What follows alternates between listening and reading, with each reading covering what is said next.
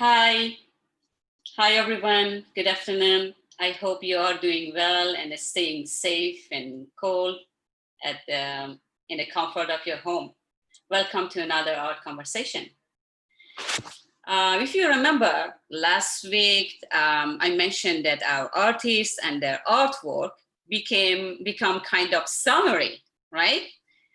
And our today artists, Nadine, Saitlin artwork are not only summary, but they are all the way from spring to summer to fall. You're gonna see in a minute why I'm saying in the fall and all season. So Nadine work has been focused on art both as an artist and educator. She exhibited artwork in many juried exhibition, featured showed and gallery. She published book and designed many learning material. Nadine, I'm so excited to have you as our guest today. Welcome to our conversation. Thank you, Farrin. This is a pleasure to be here and love talking to you all today about what I've been doing with my artwork. I think you said I should probably start with a little bit about my background.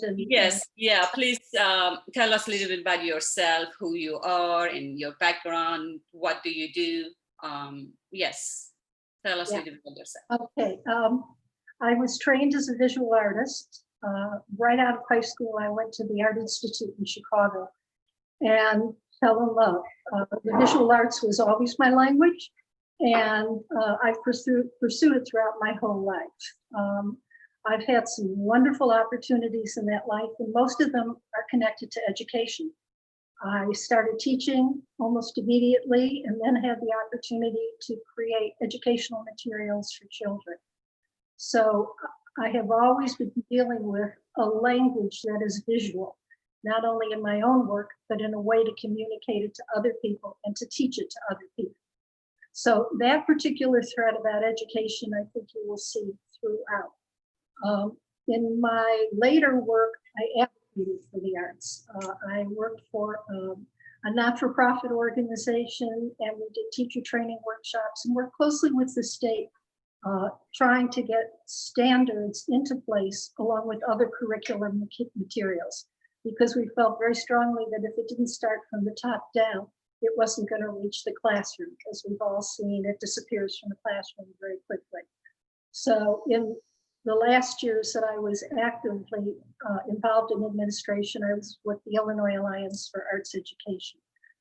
The themes about learning, about visual dynamics, about building compositions, much of it stems from what I have learned from teaching. And I think this is true for all teachers. You learn as much from your students as you teach them. Exactly. So that's my departure, and you'll see it again and again in my artwork. Yeah. Are you still teaching or working? No, I figured at this point I've got to use all of my time to make all of my art, which I try to do every single day. I get up, I'm up early, I work. Those are the best times for me to be active. And I feel very precious about time now and trying to get as much out there that I possibly can. Yeah, so that means in a sense you're still teaching through your artwork, right? So you're putting your material into your artwork, kind of. You mentioned in your statement that you are experimenting with different material to expanding the boundaries of your art. How you trying to expand that boundary? What type of boundary, and what you doing exactly to expand that boundary? First of all, ideas come from everywhere, and you'll see as we talk about particular works of art how I have been able to visualize those particular ideas. But one of the things that triggered expanding materials and ideas is the fact that I really wanted to get my art into the hands of people. I didn't want to only have it in museums, and as opportunities presented themselves and as I experimented with different materials, I found ways of making my artwork and my imagery accessible to more people. This has led me to doing things like applying my artwork to clothing, to experiment with changing from canvas to vessels to prints. So I feel like I have had the opportunity to experiment with lots of materials and share with more people because I've done that experimentation. So you do different type of artwork, right? What exactly, what type of artwork exactly you're doing? Yeah. Well, I would explain myself as an abstract expressionist painter. Mhm. And I think that to understand abstraction really means that you're able to put into images, see that you would not see in any other way. And it's one of the things about invention. You can put symbols and shapes and colors together to communicate mood and feeling and storytelling. Some of my paintings and prints, I think, are actually visual stories that I want the viewer to walk through with me, that I leave clues for them to find the path through the painting and become part of the adventure.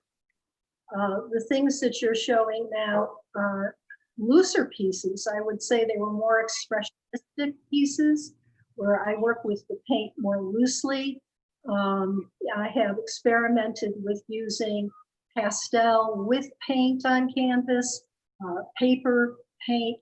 I really, probably from the source of where I started, I'm very much a drawer. You really don't have a classification for that, but I make marks. I visualize what I do by drawing. And when I work with paint, in many ways, I think about paint on the brush as a drawing. So there's usually some sort of line or flow that takes you on a pathway through the painting.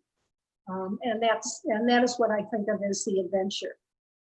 So where you get your idea for your artwork? It's like, and how you develop that work. Is it something coming to your mind? Is it something you start and then slowly develop, or you have the idea Uh, already and then you start to work? right. There's different passages I think that my artwork has gone through. These are more exploratory on the canvas or on the paper, where I'm trying to find and take you compositionally through the field. You almost, Kandinsky was a wonderful non-objective painter. And I think he taught us all something about leading the eye in an adventure through a canvas. And I feel that in my work that I try to take you into the canvas using various techniques and have you play within those in the canvas and leave almost like a stage set. So you enter it, you go through it, and you come out of it. But very much communicating a feeling or a mood, particularly in these works that you're showing now. Oh, okay, let me just go back. So is there any artists inspired you or really like influence your work in particular? Yes, there are a number. I'm always looking and always in museums, always in shows. And I feel that those who have come before me are the greatest teachers for me.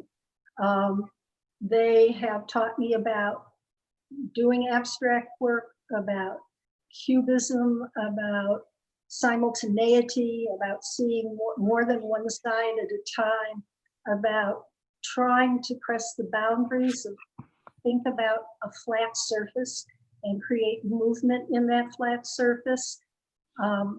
This is a particular work that shows the influence of children's work on my work.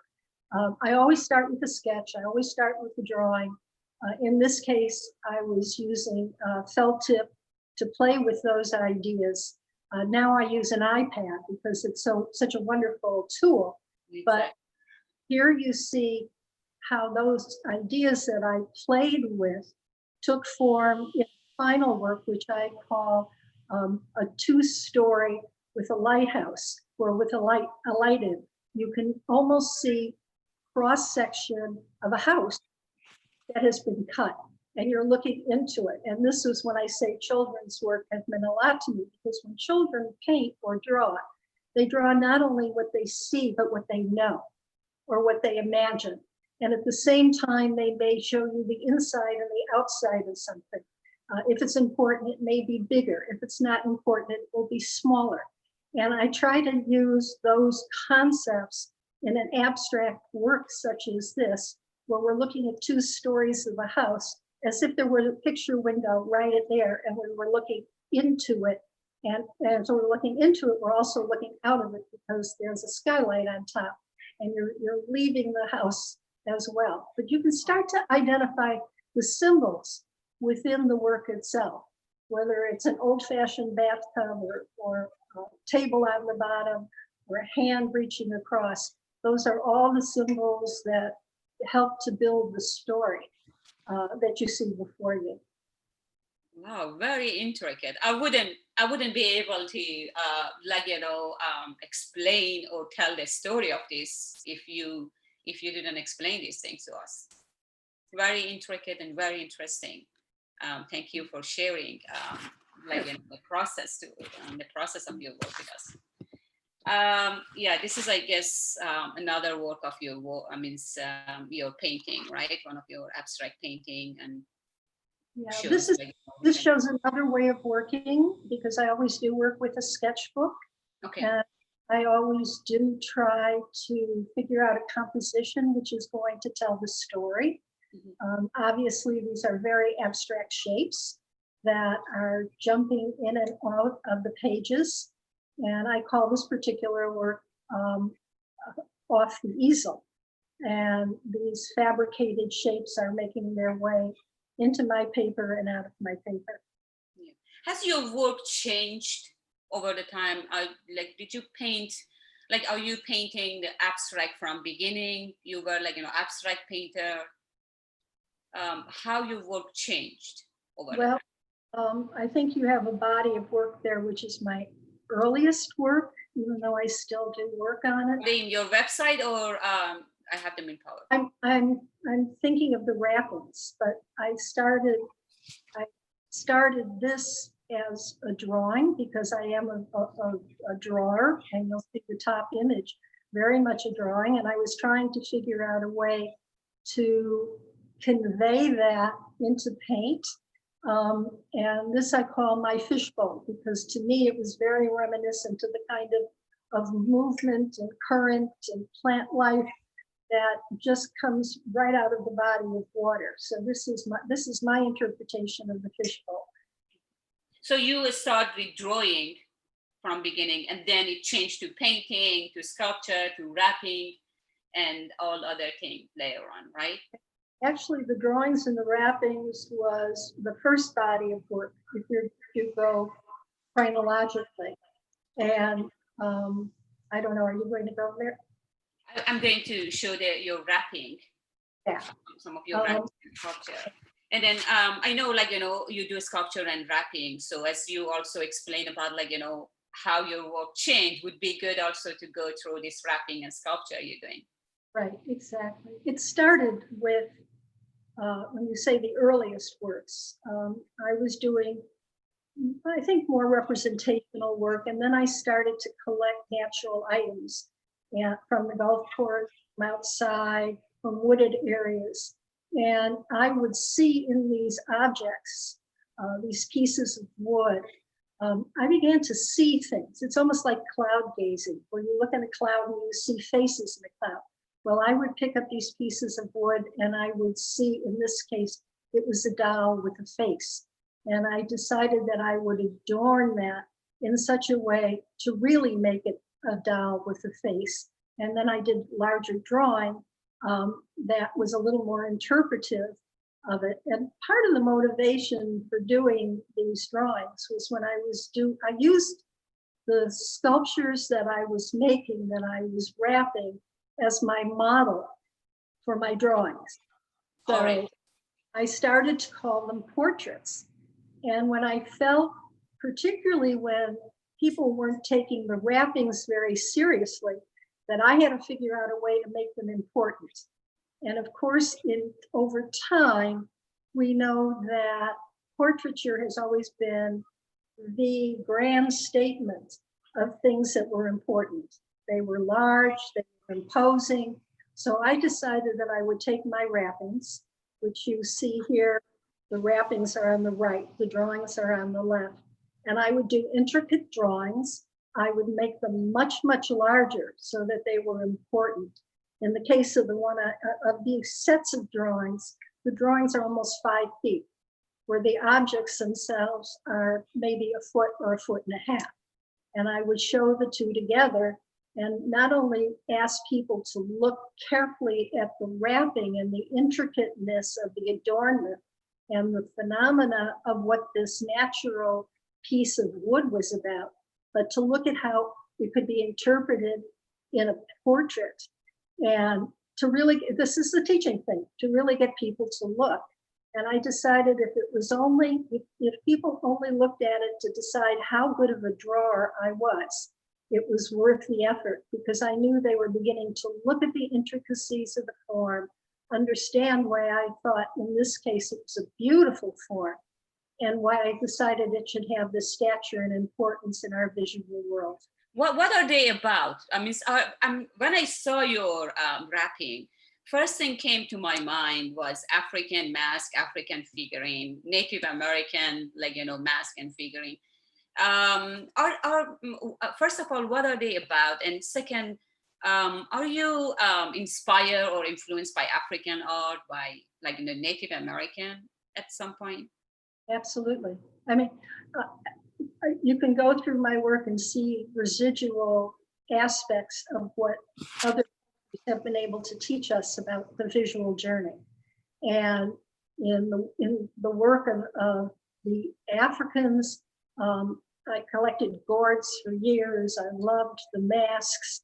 I loved the fact that the Indians could do these incredible dolls that were just captivating and spiritual, and how to get to the point where we could look at the same materials and capture in them that meaning or that inspiration. Is there a story in these?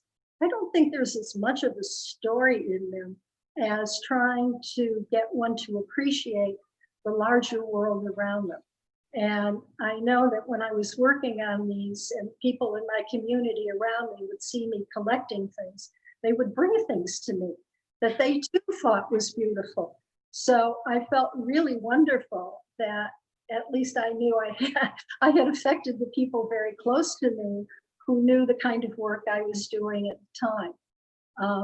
Most of these are directly from the object. In this case, the very old piece of wood that was laying there intact. The one that you saw before the drawing on the previous slide, the one on the right, I had made some tools, almost like primitive tools out of the brush I collected or the piece of wood I had strapped together. Besides wrapping and sculpture, I know one of the most interesting artwork of yours, it's the one you're using from nature, is goat series, which is a family of pumpkin family.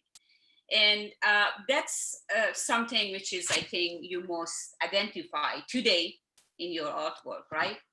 Would you also, besides your wrapping and your painting, tell us a little bit about your goat series, and then how you got the idea, and how you do this painting, and where you got the idea first, actually. The idea of the vessel? Yes. Okay. When I was exploring materials, one of the materials I came upon was gourds. And I had realized that I had been collecting gourds for years. I went to Africa, I brought gourds back that had been carved. I had seen contemporary artists carve them. I mean, using the gourd as a vehicle is not unique to me. What I think is unique to me is that I use the gourd as a canvas, and that I bring my interpretation of abstract art to a third dimensional form. So I started with the gourd, opening the gourd, wrapping the gourd as part of my, what I call my Good Earth series, The gourd is part of the pumpkin family, and it grows naturally. And I'm always amazed how wonderfully perfect these pieces can be and how sturdy they can be. Cultures have used them as bowls and cups and of course for adornment, but I wanted to use it as a canvas. And in this way, what I felt that I did was I brought together my ideas as a painter to the form of the gourd. And what you're seeing here is a third-dimensional painting. And as it turns, you get to see all aspects of what it is. And you become part of my process when you own a board. You decide how you're going to show it, what position it's going to be in, how it's going to be part of your house. The motivation for most of this work is that I really feel that art should be part of one's home, that it should be part of one's life. And more people, buy a painting. It's like buying a couch. You live with it forever. You never change it.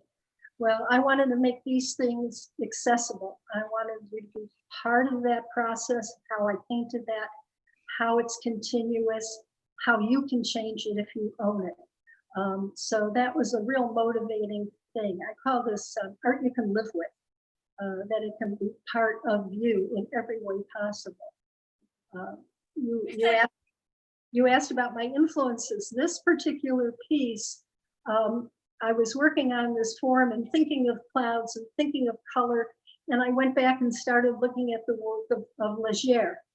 And in fact, I call the piece Oh Leger. I felt like I was having a conversation with this artist who really was before pop art, but started to use forms in a way that probably could be the father of pop art. So there you see them in dimension. And thanks to you and the suggestion of seeing if I could send you a video, we worked out how I could show you on a swivel what the whole piece was about. But each piece is a painting in the round. Very interesting. Are you, beside gold, are you using any other material? Are you using any earthenware like clay, ceramic, anything to paint? Well, no, I'm not. And for one reason is accessibility. I would be happy to go back to using clay. I actually started an undergraduate as a potter. And I think that's why I have such an affinity to the third dimensional form. But I'm always open. As I said, I wrap these, I paint these, and at some point there'll be another departure using these forms. The slide you're showing now actually takes you through my process. I couldn't send you a video of that because my process takes probably 3 to 4 weeks to go through, but I get the boards and they answer an often asked question, where do you get them? I buy them online from Amish farms. I've even bought them in bids on eBay, so they are accessible. I get them, I open them up, I clean them. What you see inside are seeds, just like a pumpkin. I clean the inside, put a varnish, a matte varnish inside, even though I don't suggest you use it for liquid. And then I put a white paint, an acrylic paint, like I would gesso a canvas. And that becomes my canvas for the board. And I draw again. I do a continuous drawing. I have in mind something I want it to look like at the end. So I pretty much have an idea of the palette that I want to use, the type of form I want to use, how it fits the form. And then I go ahead and I apply the paint. Beside this painting and gold, I noticed that in your website, your artwork appear on clothing, handbag, home accessories, and these are like some example of your work. Are you making designs specific for them, for that clothing, for that handbag, for that home accessories, or you using your existing artwork to appear on them? I'm happy you used this slide and you asked that question. I never thought of myself as a designer. And about a designer of clothes and hand. I was approached several years ago by a site called Shop Vida, VIDA, and I was very much taken with the fact that they get these designs and templates to people in countries and cultures and support environmental projects. So what I do, I never design specifically for an item. What I do is I take existing paintings, or in this case, what you're looking at right now were some sculptures I did. Okay, this is just a website. Since you mentioned, I opened this website for everyone to see, like, you know, where they can see these accessories and clothing. Sorry, I interrupted. Okay, you can continue. No problem. But what I do is, and you can even see the parts of the painting that I have taken to use and apply to the template that they sent me. I never see the finished work unless I order it. It is made just for those who go online and order it, and then everything is custom made for it. This is an example of a painting that you can see which section I took from that painting and how I then visualized it and how it would look on the apparel. And once again, this whole project is very much part of my desire to get my images into the hands of people, real people that will enjoy the things that I make and make them part of their life, where they're making aesthetic choices and they choose to have my things as part of that. And this is one. I mean, I myself, definitely after the show, I'm gonna go and look into that web and order some, because I really enjoy, and they are very, very beautiful and interesting. Thank you. All right. Lastly, do you have any final word for our guests today? Yeah, there's been so much going on. The heightened anxiety of the time that we're living through, and I really hope that my artwork does enlighten. I wanted it to be an antidote for those many troubling things we're going through. But I found a quote that I really like, that art enables us to find ourselves and lose ourselves at the same time. And even though I try to shine a bright light on what I do, there's not one of us who have escaped the turmoil of the time that we're living in, the pandemic, the fight for identity. And I find solace in that I have my artwork, and I only hope others have a place where they can put their thoughts and feelings. Thank you, Nadine. We really enjoyed our conversation with you, your artwork, and everything you're doing. So everyone, if you want to reach out to Nadine, you can use her website. There is contact page in her website. Also, these are the two websites which you can see Nadine artwork and clothing, wrapping, and all those accessories she's making. And as usual, if you have any question for us, you can email us to office@nova.org and subject line, Our Conversation with Farrin. Thank you very much for joining, and thank you, Nadine, for joining and give us this opportunity to talk to you. And look forward to see you next Friday with another artist. Thank you, and have a great weekend, and happy Father's Day. Bye. Bye-bye.